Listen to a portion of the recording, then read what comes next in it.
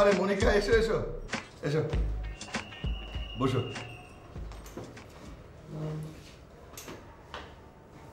রোবেল ভাইয়া তুমি এখন যাও, ঠিক আছে? খোদা হাফেজ। আচ্ছা ঠিক আছে, তুমি পাশের রুমে বসো।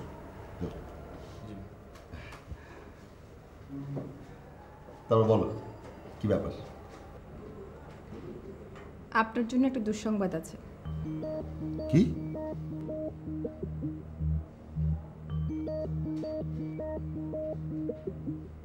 আপনার তো ভালোই ঠান্ডা লাগছে। হ্যাঁ ঠান্ডা হলে হয়তো মনে করেন এভাবে বেরিয়ে হতে পারতো। সেটাই, বের না হলে ভালো লাগে না, সেগুলো বের হয়ে যায়। এই হচ্ছে আমার ছোট ড্রপার।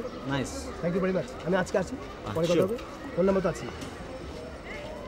মন খারাপ কেন? না আসলে আপনি চলে যাবেন, ওই স্টোরিটা না আমার মাথা থেকে যাচ্ছেই না। What is surprise, really you are so much emotional. অবশ্য ক্রিয়েটিভ লোকরা ইমোশনাল হয়, কিন্তু সেই কখন গল্প বলেছি আপনি এখনও সেই গল্প ক্যারি করছেন।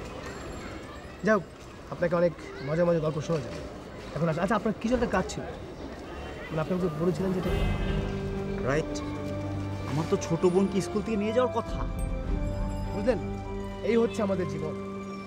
কোনটা মেইন সাবজেক্ট, কোনটা সাবসিডিয়ারি সাবজেক্ট, সেটা আমরা জানি। আপনার কিন্তু মেইন সাবজেক্ট হচ্ছে আপনার বোনটাকে নিয়ে আসা। কিন্তু দেখুন, আপনি আমার গল্প শুনে ইমোশনাল হয়ে ভুলে বসেছেন। আমার সারাটা জীবন আমাদের দেশের মানুষ বোন কাছ থেকে ধ্বংস হয়ে যায়। প্লিজ আপনি যান। ও হ্যাঁ, মেবি আপনার ছোটো বোন। Thank you very much. দেখা হবে কিন্তু। হ্যাঁ অবশ্যই অবশ্যই, আমি ফোন দেবো। জি,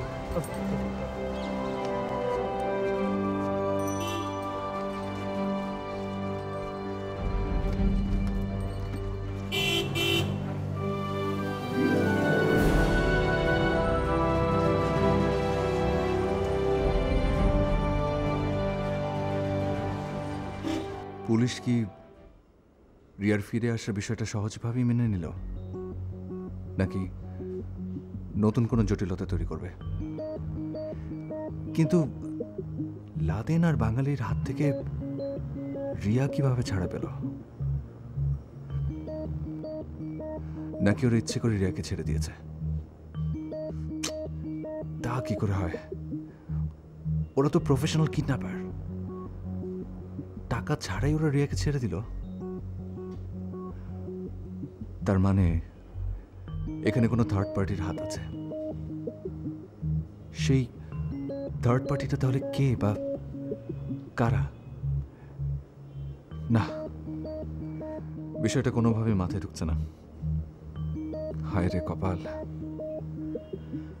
আবার আমি মোর্শেদ খানের কাছে হেরে গেলাম।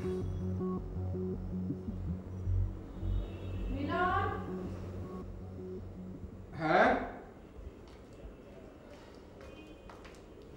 চলো, আমি রেডি। ও তুমি রেডি? চল।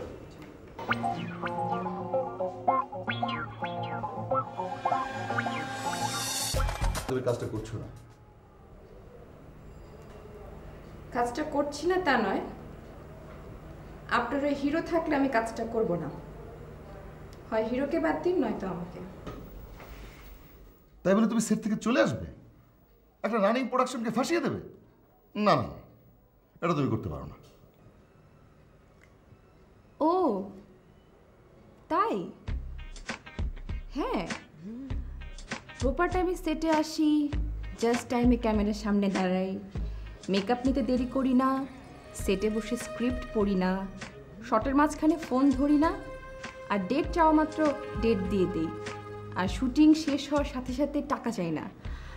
হ্যাঁ, এসব কারণে আমার আসলে কোনো সঠিক সিদ্ধান্ত নেওয়া উচিত না, তাই না সেলিম ভাই? আরে মনিকা, বিষয় তো সেটা না। বিষয়টা হচ্ছে আপনার প্রিয় আর্টিস্ট 10টায় আসার কথা বলে 4টায় আসবে, সেটা নিয়ে কোনো কথা বললে সেটে সবার সামনে আমাদের অপমান করা হবে, আর সেই অপমান মুখ বুজে হাসি মুখে সহ্য করতে হবে আমাদের, তাই না? কি তোমাকে অপমান করেছে? না, তা কেন হবে? সেটে সবার সামনে জাস্ট বলেছে আমার সাথে কাজ করতে হলে এভাবেই কাজ করতে হবে, কাজ ভালো না লাগলে সেট ছেড়ে চলে যাও, নতুন আর্টিস্ট কল দেওয়া হবে। আর এই কথা শুনে আমার তো খুশিতে নাচা উচিত ছিল, তাই না সেলিম ভাই? Just a minute.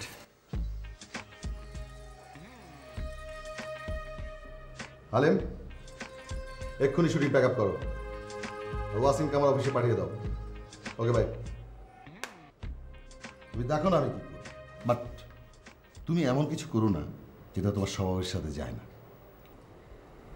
সেলিম ভাই, আমি এমন কিছুই করব না। আমি চাই আপনারা একটা সিস্টেমে কাজ করুন, যাতে সবাই সবার সম্মানটুকু নিয়ে কাজ করতে পারে। অলরেডি কাজ শুরু হয়ে গেছে। Producer association, director guild, actor equity সবাই মিলে একটা নীতিমালা তৈরি করছে। অল্প সময়ের মধ্যে নীতিমালা বাস্তবায়ন হবে, তখন আর কোনো সমস্যা থাকবে না। যখন হবে তখন। আপাতত আমি কাজ করছি না। কি বলো তুমি? এরকম সিস্টেমহীন পরিবেশে আমি কাজ করতে পারবো না। সরি, আপনি আমাকে কোনো রিকোয়েস্ট করবেন না। আচ্ছা ঠিক আছে, এখন তুমি বাসায় যাও, মাথা ঠান্ডা করো, কালকে এই বিষয় নিয়ে তোমার সাথে কথা হবে। ওকে? ওকে। মানে? মানে ওই ছেলেটাকে, ওকে একটু ডাকুন। কেন? ডাকুন, তারপর দেখবেন। রোমেল, রোমেল, এদিকে এসো। আচ্ছা, তুমি কি কোনো নতুন প্ল্যান করছো নাকি?